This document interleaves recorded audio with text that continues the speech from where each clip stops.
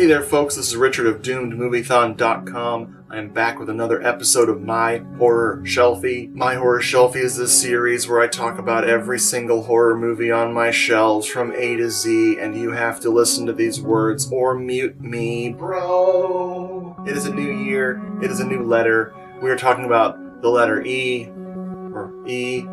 and that's exciting because I don't have very many of them to discuss with you. So let's do this. Let's pick some movies. Okay? First up is a little movie called Eaten Alive! This is directed by my friend and yours, Toby Hooper, or as we call them on the podcast, hello, this is the Doomed Show, Tuber. I think Toby Hooper said, well, I can't match the intensity of the Texas Chainsaw Massacre, so how's about I make this shit weird, dude?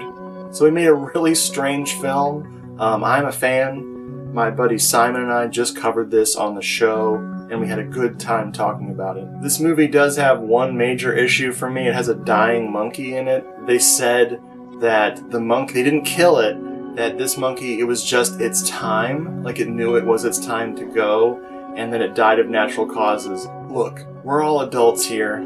We know that monkey didn't die of natural causes on camera because everyone knows a dying monkey will always take you with them. Edge of the Axe from a good old Arrow video.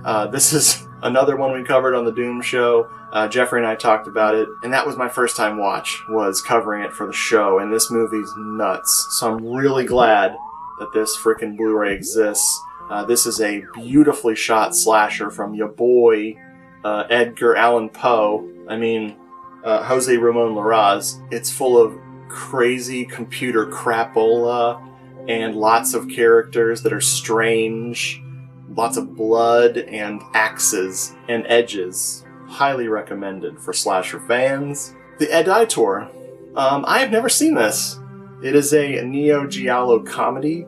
I've heard very mixed things about it, so I've been putting this off for a long time. One day I'll get around to the Evictors, but it's a Blu-ray. Speaking of things that should be a Blu-ray, I got Echo Azarok, Wizard of Darkness, one of my favorite Japanese horror films of all time, stashed away inside it, as I am wont to do. We got the first Echo movie, and the second Echo movie, and the third one, which is really good, surprisingly. It's got a nice Houseu vibe to it.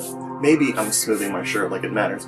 Houseu vibe to it, which, everyone wants from Japanese horror. There are more of these films and a TV series. I want to see those as well. I haven't yet. Movie from my childhood alert. Woo, woo! This is Elvira, Mistress of the Dark, starring the one and the only Elvira, Mistress of the Dark, aka Cassandra Peterson, like you didn't know that. This holds up. I have seen this so many times since the 80s that it's embarrassing. Love, love, love this movie. One of the best movies of the 80s, right here. Shout Factory put out this frickin' sequel, I guess? Elvira's Haunted Hills, the movie that she did, funded it herself with some friends, and just made this crazy tribute to the Edgar Allan Poe cycle of films by Roger Corman. I don't love this one as much as the 87 movie, or 88. Oh my god, am I saying 87? 87. Oh, thank goodness. This one is not as good, just because it's so different. Does that make sense? That didn't make any sense. This is also a fun movie. Forget it. Why am I talking about movies? I'm a freaking moron. Emmanuel et Francois, aka Emmanuel's Revenge. This is a Joe D'Amato film. Oops. Joe D'Amato. I really enjoy this film. It is surprising that it's on my shelves because it's so sleazy. This is a sleazy movie. But I like it. It's very, very Joe. Also, as a little hidden gem on here, it says, D'Amato double dips us into sleazy sauce.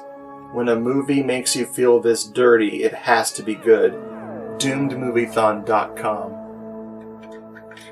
Did somebody use my quote on the back of their Blu-ray? This is why it won't sell. companies. Get it together. Oh my gosh. Emma, Puertas Oscuras, sorry for my accent, and E Stigma, directed by, what's his name? Jose Ramon Larraz. He's back in this episode. Where am I looking?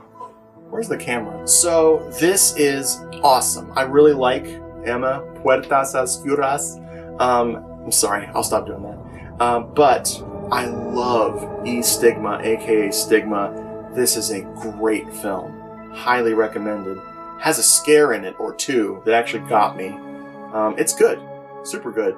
Very morbid, creepy, hallucinatory, and I think it's got ghosts. So not technically horror, but, you know, Jess Franco just hanging out, delivering my favorite Jess Franco film. What? What? Yes. Eugenie Desaad, I believe, is an excellent Jess Franco film. Can't recommend it enough if you haven't gotten to it yet. Not to be confused with the other Eugenie, Her Journey into Perversion or whatever it's called. And not to be confused with Eugene from Hackers. Let's talk about what's hidden inside, because, Jess Franco movies don't just come, in single form. They also come in double form.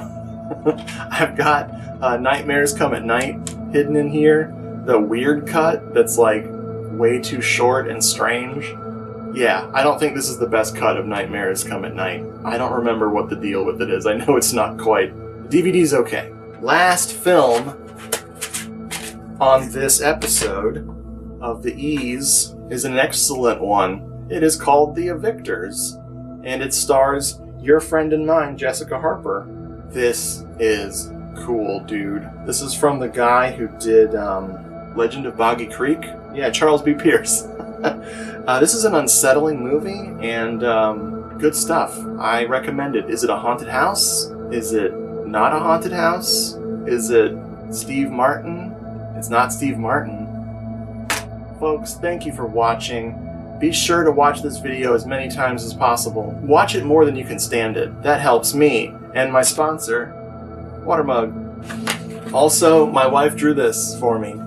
This is Tyra Banks' character from Halloween Resurrection having her latte. If you've seen Halloween Resurrection, you know that the pivotal scene in the movie is her drinking her latte that she makes.